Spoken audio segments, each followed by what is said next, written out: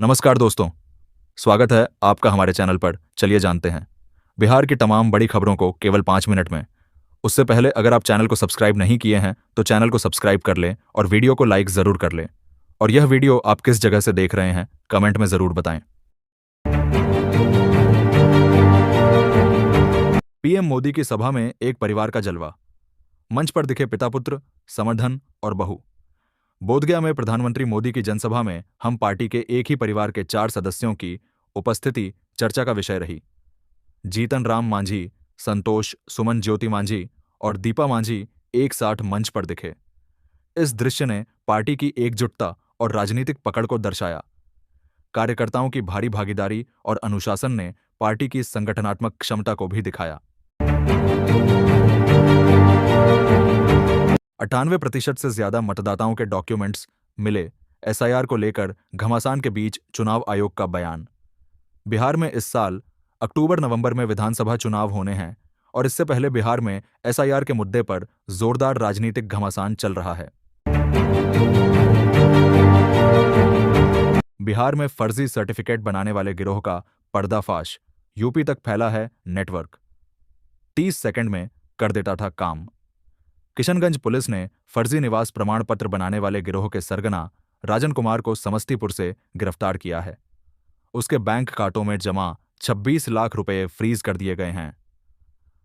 राजन एक वेबसाइट के माध्यम से फर्जी प्रमाण पत्र बनाता था और सीएसपी संचालकों के माध्यम से पूरे बिहार में नेटवर्क चलाता था।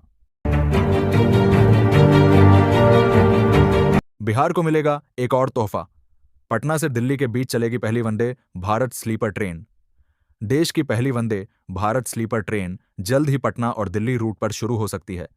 माना जा रहा है कि अगले महीने प्रधानमंत्री नरेंद्र मोदी बिहार का दौरा करने के दौरान इस ट्रेन की सौगात दे सकते हैं। पहली Vande Bharat sleeper train luxury interior और आधुनिक सुविधाओं से लैस है। रामनाथ कोविंद होंगे आरएसएस के विजयादशमी उत्सव के मुख्य अतिथि। संगठन इस साल पूरे कर रहा है 100 वर्ष। संघ के बड़े नेताओं ने कई बार कहा है कि जाति के आधार पर भेदभाव को खत्म करना सिर्फ एक रणनीति नहीं, बल्कि हिंदुओं की एकता के उनके मिशन का जरूरी हिस्सा है।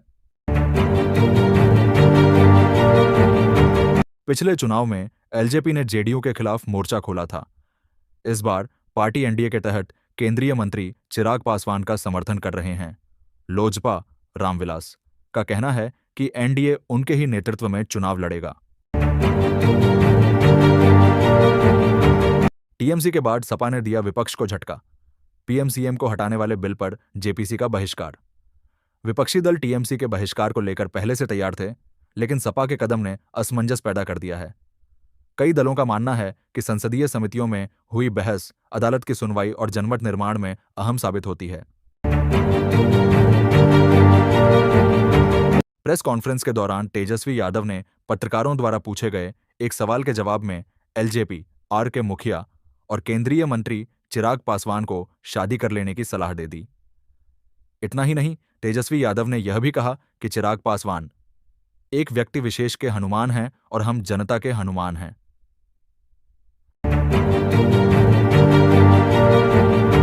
केवल आधार कार्ड होने से कोई मतदाता के तौर पर नहीं हो सकता रजिस्टर्ड। भाजपा ने विपक्ष को घेरा। अमित मालवीय ने कहा कि आधार केवल पहचान और निवास का प्रमाण है, मगर यह नागरिकता स्थापित नहीं करता। सुप्रीम कोर्ट ने अपने फैसले में कहीं भी यह नहीं कहा कि इसे एसआईआर के लिए वैध दस्तावेज के रूप में इस्तेमाल किया जाए। पूर्णिया में वोटर अधिकार यात्रा के दौरान सांसद पप्पू यादव ने राहुल गांधी के सामने तेजस्वी यादव के जननायक बताया। उन्होंने कहा कि क्रांति के प्रतीक नफरत और आतंक को मिटाने का नाम क्या है। आपकी उम्मीद, आपका सपना और आपका विश्वास तेजस्वी हैं।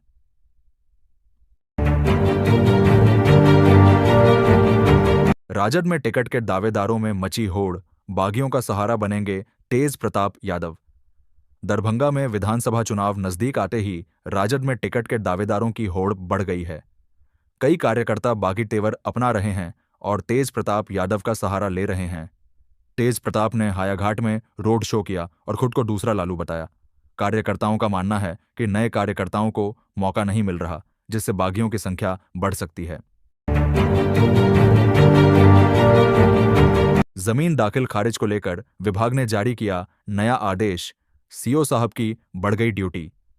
दाखिल खारिज आवेदनों को बिना कारण बताए अस्वीकृत करने की शिकायतों पर राजस्व एवं भूमि सुधार विभाग ने सख्ती दिखाई है। संयुक्त सचिव ने सभी समाहर्ताओं को पत्र लिखकर अस्वीकृति का कारण रैयत को बताने का निर्देश दिया है। जिले में 50,000 से अधिक आवेदन लंबित हैं और बिना ठोस कारण के अस्वीकृत करने पर कार्यवाही की चेतावनी दी गई है। तानाशाही ही तो है। तेजस्वी यादव पर दिल्ली में हुई एफआईआर। आपने पूछा, क्या मजाक है? इस एफआईआर के बाद आप नेता सौरभ भारद्वाज ने एक्स पर ट्वीट करते हुए लिखा, ये डिक्टेटरशिप, तानाशाही ही तो है। उस दिल्ली में जहां डॉक्टर पार्षद पर हमले और मारपीट की शिकायत दर्ज नहीं हुई, लेकिन दूसरे राज्य के मामले में तेजस्वी यादव पर एफआईआर हो गई।